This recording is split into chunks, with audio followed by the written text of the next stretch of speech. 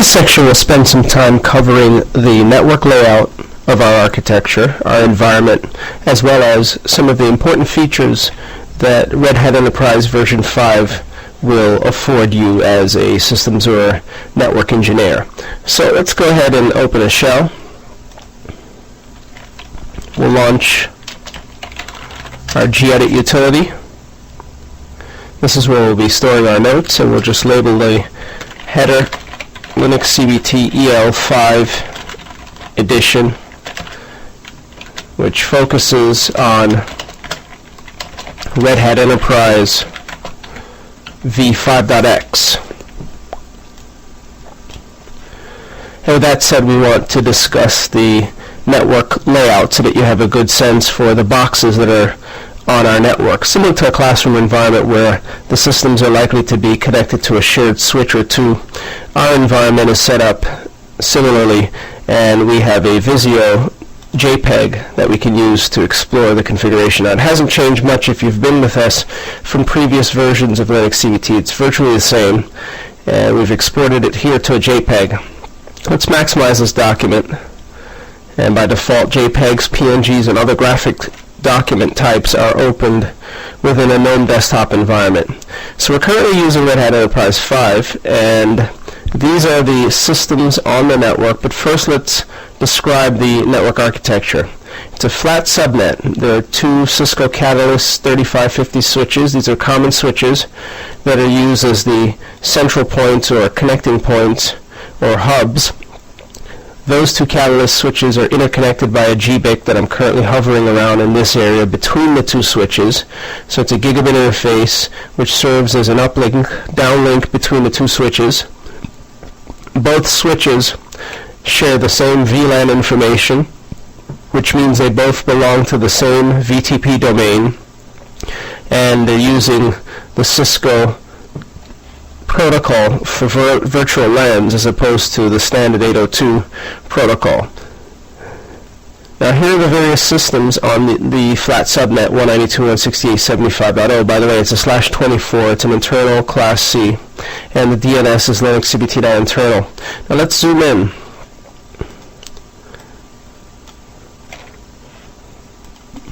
We've got what is now a Debian box, this Debian 4X box, a PowerEdge 2600 series system that will convert to Red Hat Enterprise 5.x. So this will become a Red Hat box momentarily, and in fact, when we install it for the first time, it'll tell us that it has detected another version of Linux on the hard drive. So this is a PowerEdge 2600 system connected to one of the Catalyst switches at 100 base T. And its name when we set it up will be Linux CBT Serve 2 at the domain linuxcbt.internal. It'll run Red Hat Enterprise 5X, the currently available version, and its IP version 4 address, which currently isn't specified, will be 192.168.75 dot perhaps 195. We've also got another Red Hat Enterprise box named Linux CBT Serve 1. That's the system we're currently connected to, this Red Hat Enterprise 5 box. That's the system that we're using here. And in fact, from a separate shell, since we need to know how to use a shell for those of you who intend to take the Red Hat Enterprise certification exams, such as RHCT, RHCE, and so on, we'll show you all sorts of things to cover those objectives throughout our studies. So hostname, for example, tells you the name of the host, the fully qualified host name if possible, or the FQDN, and if not possible, at least the short name is returned, which is the leftmost part of the FQDN. So this is Linux CBT Serve 1, and sbin ifconfig will tell us its IP address, 192.168.75.10. This is the system that we'll use as a portal to the remainder of the network. And it is running Red Hat Enterprise 5. Red Hat, like other Linux distributions, maintain numerous text files, in particular one which stores the version of Linux that is operating on the system. Usually in etc, if you search for star release star, you will find a file which covers the current release of the system. Here we see that for Red Hat, it's named Red Hat-release. So if we cat the contents of etc, Red Hat-release, it will tell us the version of Red Hat. It tells us that it's version 5 of the enterprise server. And the enterprise server comes in two flavors, advanced and normal. This is the normal or regular version, which supports up to 2 physical processors, or up to any number of logical processors emulated by those 2 physical processors. So we're running version 5 on this system. And let's navigate back to our JPEG to continue that discussion. Just maximize this again. And that's this particular system here, Red Hat Enterprise 5. Its name is Linux CBT Serve 1. We saw the FQDN. We know that it runs Red Hat Enterprise 5X because we've confirmed via the etc Red Hat-release file. Now in addition, on the other switch, we've got a couple SUSE Enterprise 10 boxes. One is named Linux CBT SUSE 1, indicated by the area that I'm hovering over here, and its IP address is 192.168.75.15. It is a VMware server. We'll be using it to install an instance of Red Hat Enterprise on VMware throughout our studies.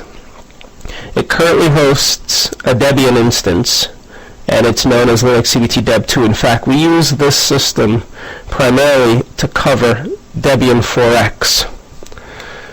And we will create a VMware instance named Linux CBT Serve 3 with an IP address of 192.168.75.185 later on, just to show you how you would implement Red Hat Enterprise 5 on VMware. So this SUSE Enterprise 10 box, again, its IP is currently .15. It's got multiple IP addresses, but it is a VMware server and it runs SUSE Enterprise version 10.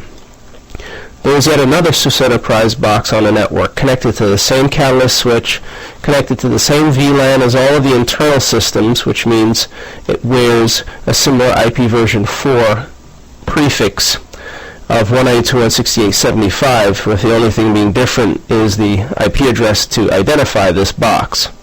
Its IP address is 100, and this server is an all-purpose server. This is what you'd call a network infrastructure server. Network infrastructure servers tend to service DHCP, DNS, NIS, LDAP, and similar requests, but primarily DHCP and DNS. So this server's purpose is to be a network infrastructure server. It services, again, DHCP and DNS, among other things, but those are the key services. We reference it whenever setting up a system, especially when using static IPs, or if no static IP is assigned, an address will be assigned automatically to the calling client. So whether we're installing for the first time or booting a new system on the network, such as a Windows or Linux or Mac OS 10 box, the box will obtain an address from this particular system, which is on the internal network. Now we mentioned internal versus external. Again, this architecture hasn't changed in the years that we've been doing our training, plus or minus a few boxes, but it's the same flat subnet to make it easy to understand. What we like to do is have an internal network separate from a DMZ network, which is the region that I'm currently hovering in, and separated from the external internet. So we've got basically 3 networks. The internet, which is guarded by a Cisco 1811 router, which has a DMZ leg, which facilitates 2 systems that we'll discuss momentarily, and then an internal network, which is protected by that Cisco 1811 router. So on to the DMZ. Let's zoom back in and discuss the hosts that are there. In the DMZ, we maintain or keep a Windows 2003 server. It's an all-purpose server. It helps us to demonstrate various things such as PuTTY, perhaps using IE, Firefox, connecting to Squid on one of the internal systems for proxying services, so on and so forth. So to give you that DMZ perspective from Windows or Linux, we maintain both systems in the DMZ. A Windows 2003 system, and its IP address is on a totally different subnet of 10.10.10.0/28. So we've reduced the number of IP addresses that are available on the subnet, as there are only 2 physical systems that are connected. So the Windows 2003 system is 10.10.10.2. Its host name is Linux CBT 2K3. It shares the same suffix. Now, that's just something for you to note in the event that you don't know. Your DNS suffix, in our case, linuxcbt.internal, and in your case, perhaps in your corporate environment, whatever it is, yourcompany.internal or .org or .com or .net or internal.company.com, so on and so forth, can span multiple IPv4, IPv6 subnets. So the DNS suffix can be used internally and on the DMZ, as well as on other internal subnets if they apply. So in this particular case, that is what we have here. We have a differently numbered system in the Win2K3 box, but it shares the same DNS suffix, linuxcbt.internal, shared by the internal systems.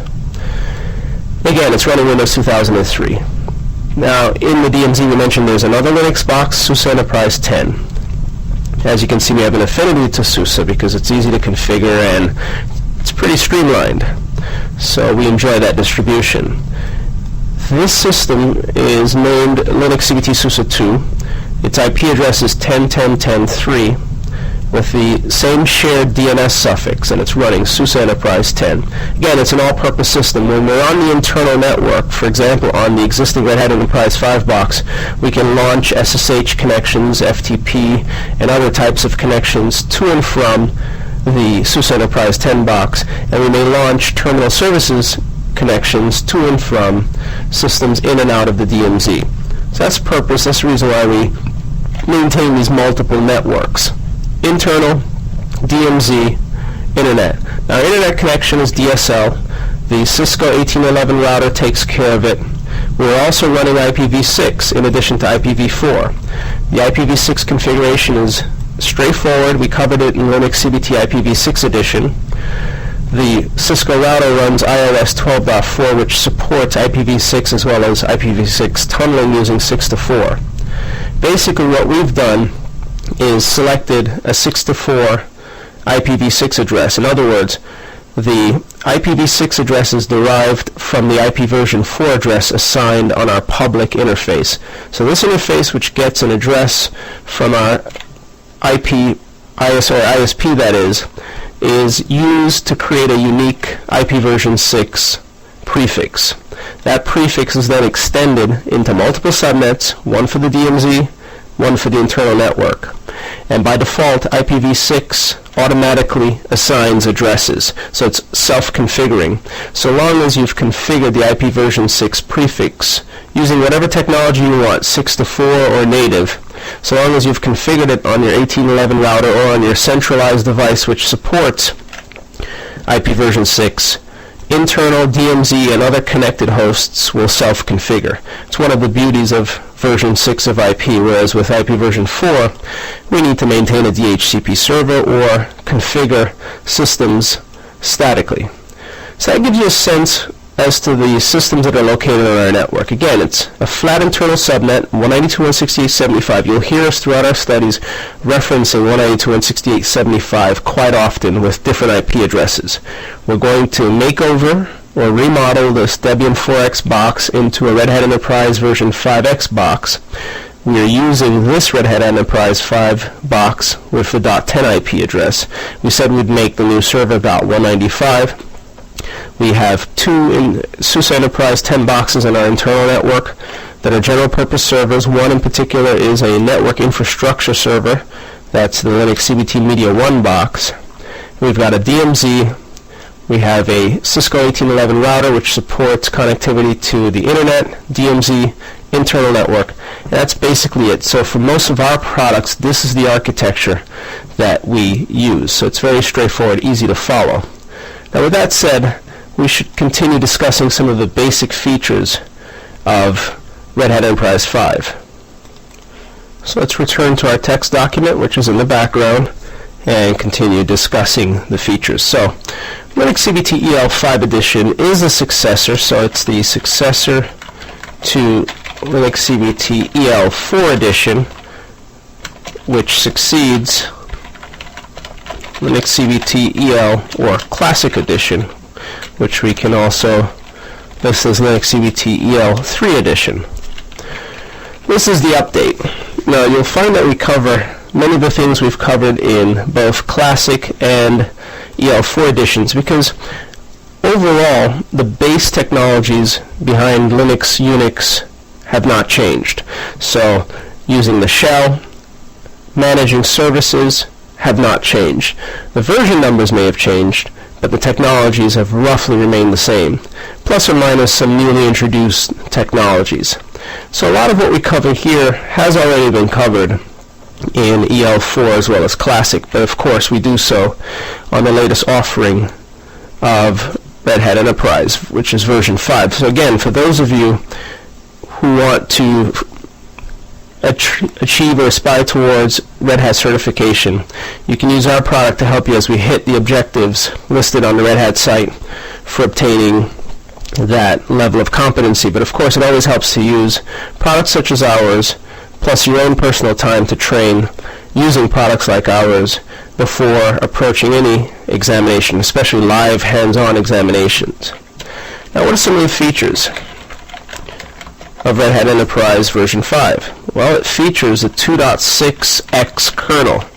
In particular, like Debian 4x, 2.6.18. This is a kernel that you'll find, and you can determine the kernel by executing the uname command, which is one of the hundreds, if not thousands, of commands you'll find on any stock Linux system. So from the shell, uname returns the version of, or the type of operating system.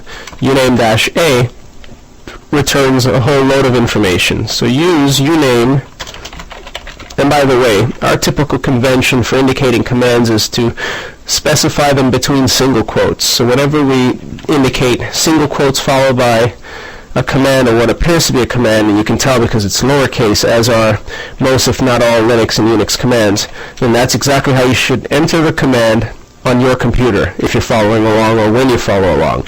So uname-A returns OS information, in particular kernel information. And as you can see at the shell, this uname-A has returned, and let's just clear screen so that we see it with nothing else obstructing our view. It is the Linux operating system. The FQDM is returned.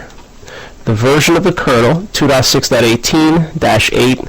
Anything after the .18 means, or after the third number, means it's been patched by the distributor. And this kernel was shipped with, or distributed with, EL5, Enterprise Linux 5, Red Hat Enterprise Linux 5. It's an SMP-aware kernel, so if this system has multiple CPUs, logical and or physical, the kernel will pick it up. It'll detect it. Also, the time and date that the kernel was compiled is revealed. So January 26, Friday, 2007, it was compiled, and it is a kernel that will work with i686, i386 systems. So what does uname return? Although we have not yet formally begun our studies of Linux commands, but it never hurts to delve right in. Note, uname-A returns the following useful info. 1. OS, which will be Linux for our intents and purposes. If you're on a Solaris system, then it'll be Solaris. And by the way, we do have a Solaris system on the network, which when we need to connect to, you'll see. We neglected to mention that or show that in the graphic. In addition, it returns the FQDN, fully qualified domain name, or FQDN. In our case, that's Linux CBT serve1.linux CBT internal. The version of the kernel, in this case it's 2.6.18, so on and so forth, with 2.6 being the major release, .18 being the minor release, and anything after indicating that the kernel has been patched by the distributor. Also, the date and time the kernel was compiled. So timestamp, or date and time that the kernel was compiled. So you have a sense for how old or new your kernel is. And the kernel version, let's just note that the 2 is equal to, or 2.6 is equal to major version, .18 is equal to minor version, and anything else after the minor version indicates that the kernel was patched by the distributor. So that's how you should read Linux kernels in the event that you're unfamiliar. 2.6 is the major version. As you may find with older systems, 2.4 being the major version, immediately followed by the minor version, subsequently followed by any changes made by the distributor of the kernel. And of course there are multiple distributors, numerous distributors, from Red Hat back to Novell with SUSE, Debian, Ubuntu, and the list goes on and on. There are many Linux distros, but the big distros include Red Hat, SUSE, Debian. Those are the 3 major distributions in use today. So again, features. We just spent some time just focusing on the kernel in particular because it's important. You need to know what kernel you're running, as the kernel will impact how your operating system interacts with your hardware. So in other words, what hardware is supported and how it deals with that hardware. The kernel comes with certain built-in drivers. It also has the ability to load drivers or modules dynamically, and certain features, certain tweaks are available in newer versions of the kernel. So you need to know, especially if you have obscure or not so widely deployed hardware, you'll need to know which kernel you're running, if anything, to know whether or not the support that you need is there. For example, you may buy a custom third-party engineering or specialized application which requires a specific version of the Linux kernel for one reason or another. UNAME will return that information to you, and Red Hat Enterprise comes with what is considered to be the standard version of 2.6, and that's 18. Again, Debian ships with it, so does Red Hat, and 2.6 is also available with SUSE. So what are some of the other features? Well, Red Hat Enterprise supports multiple versions, including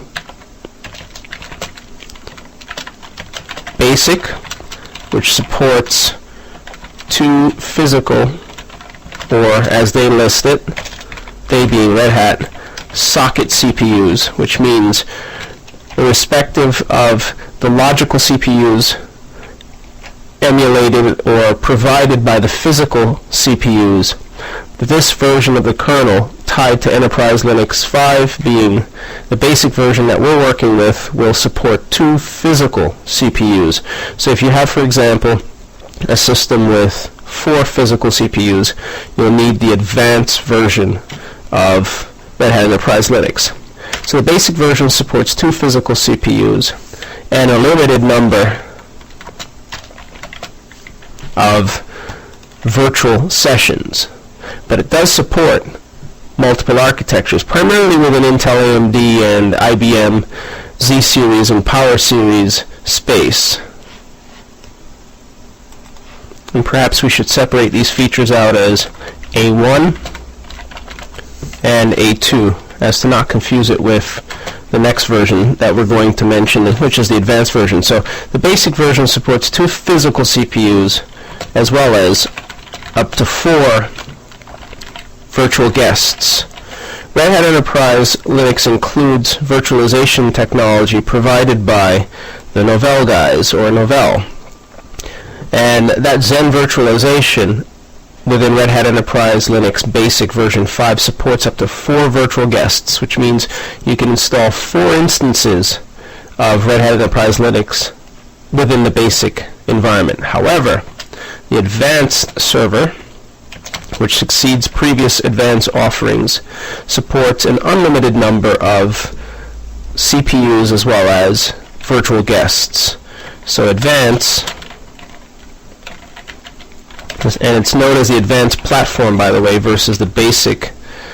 And the basic is simply known as Red Hat Enterprise Linux Server, which is geared or targeted towards general purpose servers, not heavy-duty servers such as application and database servers. The advanced platform, again, it will list as B1, supports unlimited physical CPUs, and of course this really doesn't make sense, as there are always limits imposed by the physics of semiconductors, and as a consequence, whatever the latest and greatest offered by the technology is the wall that you'll run into when using Red Hat Enterprise Linux Advanced Platform Edition. So as far as the software is concerned, the kernel that ships with Advanced Platform has no limits, or has no realistic or close limits. In other words, today's offerings, hardware offerings, do not exceed Red Hat Enterprise Linux capabilities. In addition, with respect to virtualization, which again this is a hot topic, supports unlimited virtual guests. Now again, by virtualization we mean virtualization included with Red Hat Enterprise Linux. We should note that. Let's just save this document first. We'll call it Linux CBT EL5 edition notes. Let's just note that the virtualization limits pertain to the virtualization technology included with Red Hat Enterprise Linux, not third-party software. And by third-party software, a good example would be VMware. So if you wanted to use, for example, the basic Red Hat Enterprise Linux coupled with VMware, you could support more virtual hosts or more virtual guests, providing you have enough hardware, which means enough memory, CPU, and fast enough disks. But when using the embedded technology, which is technology created and maintained by Novell, the limitations are set when using the enterprise version. When using the enterprise advanced platform, the only limitations are physical limitations, for which there are none today as far as the operating system is concerned. So basically you may be wondering, what does it take to run Red Hat Enterprise Linux? Any current system will do. Nothing in particular, just a current system is all that's required. And by current we mean the latest Intel Pentium, dual-core, quad-core, AMD, so on and so forth. The platforms, again, range within what we've just mentioned: AMD, Intel, and IBM Z-Series. Unlike Debian Linux, Red Hat Linux sticks to those platforms. So perhaps we should just note, as a third bullet, supports the following platforms. And this is because the folks at Red Hat have decided to zero in on or focus in on these particular platforms. Because again, with Debian Linux, it supports up to 11 platforms, including a wide variety such as Spark, Mainframe, MIPS, and all of the platforms supported by Red Hat Enterprise Linux, which is what makes Debian such an attractive offering. However, it requires an enormous amount of resources to maintain the builds for Debian to support so many platforms, and as a consequence it seems as if that's the main reason why Red Hat and other distributors like SUSE and Novell tend to focus on a limited number of systems. So the following platforms are supported: Intel, AMD, and by Intel we mean 32-bit of course, and 64, so 32/64 bits. Ditto for AMD, although you'll find that most of the AMD equipment that's out there nowadays is 64-bit based, and if that's the case, then you can install Red Hat Enterprise Linux on AMD 64 and make use of 64-bit technology. In addition, IBM, and in particular the Power and Z-Series, are commonly found, but it also supports S390. These are the platforms supported by Red Hat Enterprise Linux. Anything Intel, anything AMD, and the key IBM series, Power, Z, and S390. So these are your platforms. Basically summarize them as about 5 platforms, Intel, AMD, and some IBM platforms. But if you wanted to separate 32 from 64 bits, you could say that it supports, in addition to the 5 listed, 7 platforms. So we know the platforms, we know the 2 offerings, advanced as well as basic. We know the limitations with respect to physical CPUs and virtual guests. The memory limitations are really non-existent and only imposed by the limitations of your hardware. So note, memory limitation is based on hardware. So however much memory your hardware supports is what Red Hat Enterprise Linux will make available to your processes. Now, the common uses again of Red Hat Enterprise Linux is for your lower end servers such as file and print, web servers, and infrastructure servers. We should note that. But depending on your environment, the basic version may suffice for everything that you do. So common uses of the various versions of RHEL include for RHEL, which is just the basic version, file and print, just meaning file and print services perhaps via Samba, including NFS, web server,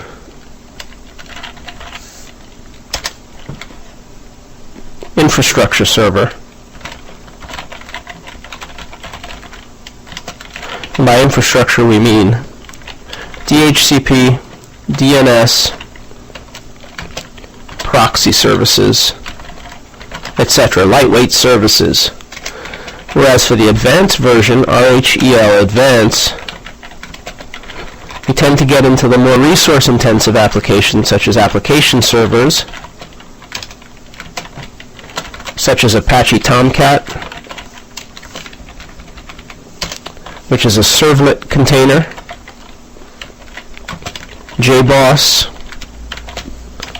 WebLogic, WebSphere, etc. These are all major application servers that require as much resources as you can provide, as well as database servers, which include MySQL, which is included, PostgreSQL, Oracle, Ingress, etc. So you'll want to use RHEL Advanced version for application and database servers. However, if you intend to do some clustering, that's another usage. So use it for clustering, perhaps using the Red Hat Global File System technology, which allows you to make file systems redundant. So these are some of the deployments that you're likely to use the advanced version of Enterprise Linux for versus the basic version. The basic version, again, web servers, file and print servers, and depending on your file and print, if you need redundancy, then look at the advanced version as the technology is included. So that said, we've spent a good time, a little over half an hour, discussing the topology, network topology, as well as the features and what we'll be focusing on. Again, we're going to spend about 40 hours discussing the latest offering of Red Hat Enterprise Linux to get you up to speed, and that's what we'll continue to do.